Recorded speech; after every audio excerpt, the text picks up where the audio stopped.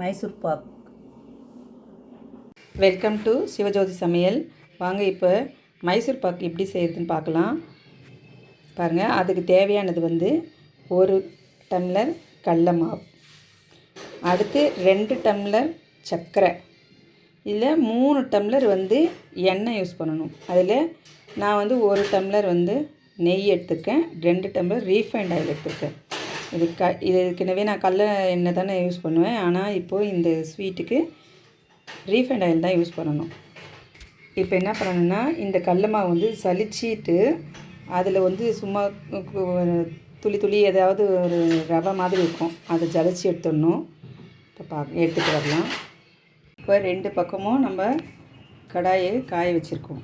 இப்போ முதல்ல என்ன பண்ணணுன்னா, இந்த கடாயில் சர்க்கரை போட்டுடலாம். 2.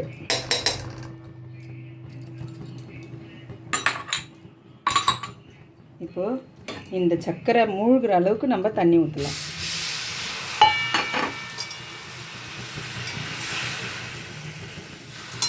இதுதான் கரெக்டான இது.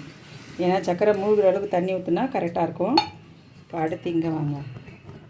இதில் வந்து இந்த எண்ணெயை வந்து ஸ்லோவில் காய வைக்கணும். நம்ம 1 டம்ளர் நெய் இருந்தது இல்லையா, அதை வந்து இதில் ஊற்றி கொஞ்சம் இதை நல்லா கலந்துக்கலாம்.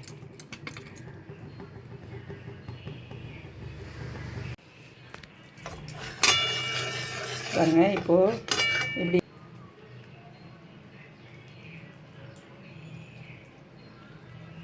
இதுதான் பதம் கரெக்டாக இருக்குது. நம்ம இப்போ வந்து இந்த கலந்து வச்சுருக்கிறோம் இல்லையா, இதை அப்படியே ஊற்றலாம்.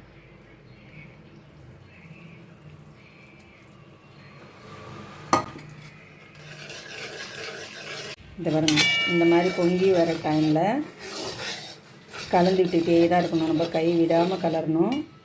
இப்போ இதை பாருங்கள், இந்த எண்ணெய் நல்லா காஞ்சிட்ருக்கா, இதை வந்து எடுத்து கொஞ்சம் இது மேலே ஊற்றலாம்.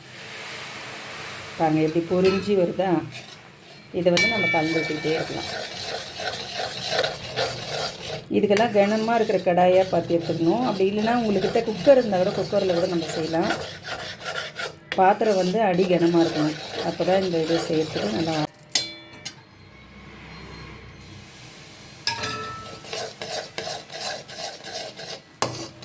ஸ்லோ பண்ணிடலாம்.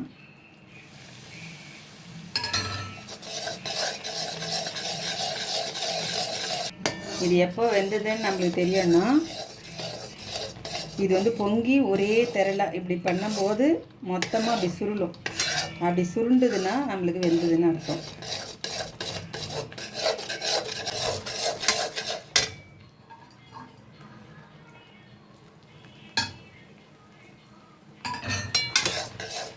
தட்டில் ரெடி பண்ணி வச்சுருக்கோம் இல்லையா, எண்ணெய் நெய் தடவி அந்த தட்டில் இதை கொட்டிடணும். பாருங்கள், இந்த தட்டில் அப்படியே ரெடி பண்ணி வச்சுருக்க தட்டில் எடுத்து பாருங்கள், மீதி இவ்வளோ இருக்குது. நம்மளுக்கு மொத்தமும் ஊற்றணும்னு அவசியம் இல்லை. பாருங்கள், மைசூர் பாக்.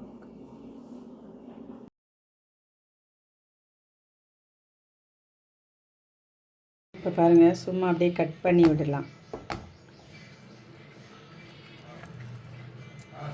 ஏன்னா அதுக்கப்புறமா கட் பண்ண முடியாது, உள்ளேருந்து கத்தி வெளியே வராது. பாருங்கள், போட்டுறேன். இப்போ எப்படி டபுள் கலராக வரப்போகுது பாருங்கள்.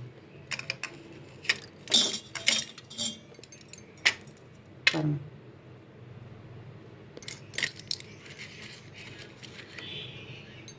பாருங்கள், ரொம்ப சூப்பராக இருக்கும். எல்லாமே நீங்களும் வீட்டில் ட்ரை பண்ணி பாருங்கள். ரொம்ப நல்லாயிருக்கும், ரொம்ப அருமையாக இருக்குது, டேஸ்ட்டாக இருக்குது. நீங்களும் ட்ரை பண்ணி பாருங்கள். ரொம்ப ஈஸியான டிஷ் இது. இப்போ எல்லாமே நான் வந்து சூடாக இருக்கும்போது இது சின்னதாக ஓரமாக இருக்கிறது எடுத்துருக்கேன். இன்னும் கொஞ்சம் நேரம் பொறுத்து ஸ்லைஸ் போட்டோமா அருமையாக இருக்கும். பாருங்கள், இந்த மாதிரி தான் வரும். எல்லாமே ரொம்ப அழகாக வரும். நீங்களும் ட்ரை பண்ணி பாருங்கள். தேங்க்யூ. இந்த சேனல் பிடிச்சிருந்தா நீங்கள் லைக் பண்ணுங்கள், ஷேர் பண்ணுங்கள், சப்ஸ்கிரைப் பண்ணுங்கள்.